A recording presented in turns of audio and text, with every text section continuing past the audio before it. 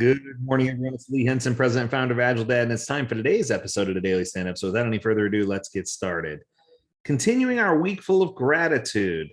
Today is the very special day where we should be most grateful if you're here in the United States, and I am going to throw one that's a curveball at you. I am grateful for traditional project management. What? Absolutely. So any of you who have ever heard me present before at a PMI conference will hear me say that I firmly believe the PMP is the gold standard of project management. And I think that there's a lot of things that we can learn from that traditional PMP mindset that will help us be better agilists. And I think that sometimes we throw that away. So I'm grateful for the PMP. I'm grateful for PMI as an organization, and I'm grateful that they set up successful project management principles that we can adapt to work inside of an agile organization. So today I'm going to help identify 5 things, or I guess 5 ways to be more effective as a project manager working on an agile project. So here we go, right?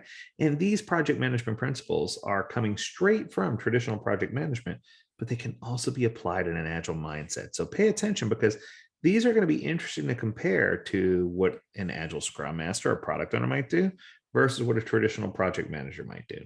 So coming out right at the top, successful project managers are great at communication. They are fantastic communicators. In fact, there's even a formula for communication as part of the PMP, right? So to be successful as a project manager, one of the most important abilities you need to have is you need to be able to develop and hone in on those communication skills. Project managers need to effectively communicate not only amongst the team, but they need to talk to stakeholders, sponsors, investors, managers, leaders. They have a lot of different things they need to facilitate and talk about. It's also important that they are effective and efficient at their communication, because they don't want to make these meetings long-winded. So they need to have some skills that are leadership driven as well in order to be able to do this. They need to know and be on the same page as the person that they're talking to. So they need to be familiar with different roles and responsibilities. And it's important for them to understand that in order for things to progress forward properly, that they need to have great skills when it comes to understanding and relaying instructions, guidance, and information for the team members as they're doing the work. So there you have it. It's important to have good interpersonal skills as well. There's nothing worse than a deadpan project manager. I've had those, and it's awful. Number 2. Successful project managers are also great leaders. Leadership is a key to project management. Amen.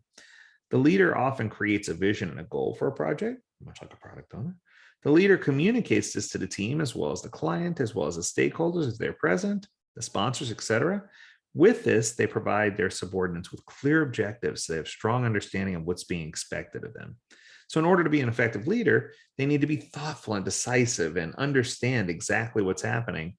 And they need to understand risk management as well, right?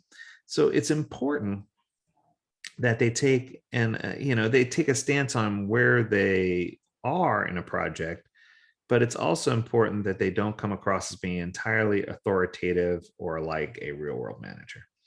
So we don't want them to go through making assumptions and trying to do things based on personal bias or cognitive bias.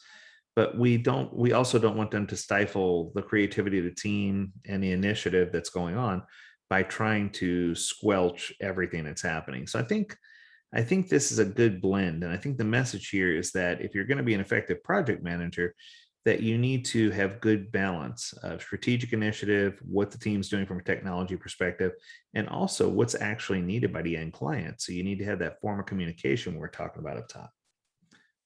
Coming in at number 3. Effective project managers use data to drive decisions and to manage the process and not the people. I think that's a key here. I think that too often we forget about managing the process and we go straight to managing the people. And that's true for Scrum Masters. That's true for leadership. That's true for all kinds of people. I think many people get in here and they start just jumping in with micromanaging. They feel like I've been burnt before in the past, so I need to manage everything to the letter of the law. And I think that, if you're trying to micromanage everything and you're hyper tracking progress, that you're just going to make people upset, and that people aren't going to complete tasks, projects aren't going to get done, commitments aren't going to be met.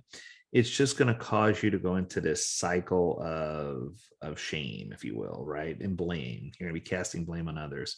So I think it's important that we understand that that blame is a real thing and that we shouldn't be blaming others, that we need to understand how to manage the responsibility model, and that we need to manage the process and not the people. And if we manage the process and focus on the process, the people will govern and manage themselves, right? Just food for thought. So our job should be to focus on commitment, dedication, be an effective remover of obstacles. Boy, is this starting to sound familiar?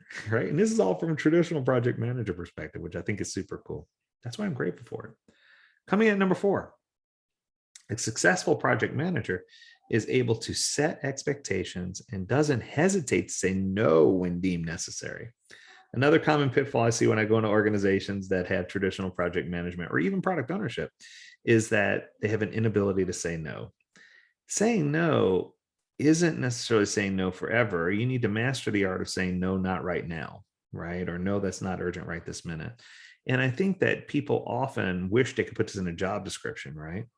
But if your immediate gut feeling says the answer is no, chances are it probably is no.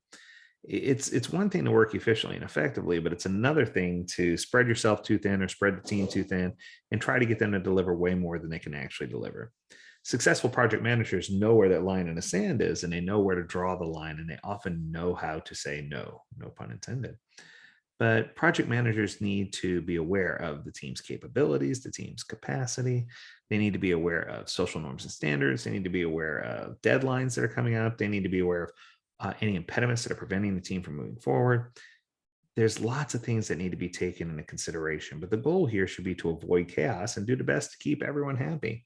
And if you're doing that, you're setting realistic expectations, and using no as a way to get to realistic expectations is a big plus. That's a good thing, right? You want to use no to get to realistic expectations. Okay, and coming in at number 5, the last one, promote trust and transparency and focus on continuous improvement. One of the things I see inside of many organizations where traditional project management lies is that there isn't a focus on trust. There isn't a focus on transparency. New ideas emerge and they often get flushed away. The feedback loop gets closed because people are shut down and they don't like feedback because they've been burned before. It winds up being this closed room where the walls are coming in, and project managers are often perceived as micromanagers or bullies, that they're bullying people around, and we need to get past that. I think that successful project managers are transparent in their communication. They understand good decision-making principles. They're not so caught up in day-to-day activities and managing people that they forget that the project is the most important thing that they're trying to drive.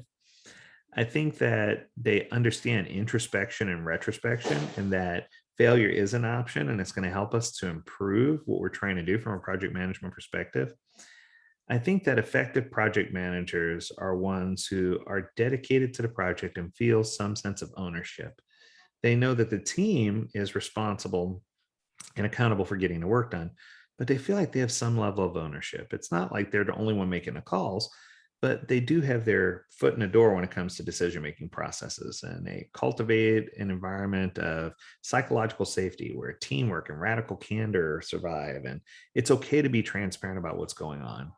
I think that the more project managers learn to support their team in these initiatives, it'll help keep morale high and it'll help keep people happy. And when things aren't going to plan, they're not afraid to talk about it openly and exhibit encouragement or praise for a job well done. I think that it's important for us to invest. And this is why I think strong project management is something that we should be grateful for. Now, not every project manager falls into that category, but the ones who do oftentimes are effective, whether it be on an agile project or a traditional project, and they're the ones who get things done. So there you go. So I'm grateful for traditional project management for all that it's taught me that could be applied to agile. So I hope that you have the most amazing week of gratitude, as it's Thanksgiving week here in the US. And as always, I encourage you to stay healthy, stay well, and stay agile. Do take care.